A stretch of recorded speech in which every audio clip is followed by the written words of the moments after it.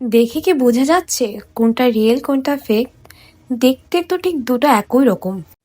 আসসালামু আলাইকুম সবাইকে। আমি আজকে দ্য অর্ডিনারি নায়াসিনামাইড কোনটা রিয়েল কোনটা ফেক কিভাবে চিনতে হয় সেটা দেখাবো। মার্কেটে রিয়েল অর্ডিনারি সিরামের থেকে ফেক অর্ডিনারি সিরাম বেশি দেখতে পাওয়া যায়। চলুন কিভাবে রিয়েল অর্ডিনারি সিরাম চেনা যায় সেটা জানি।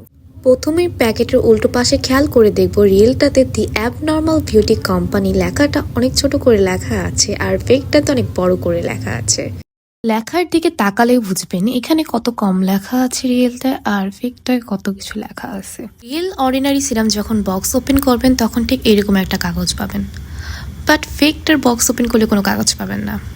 অরিজিনালটাতে দি অ্যাবনর্মাল বিউটি এটা অনেক ছোট করে লেখা আর ফেকটাতে অনেক বড় করে লেখা বোতলের উপরে।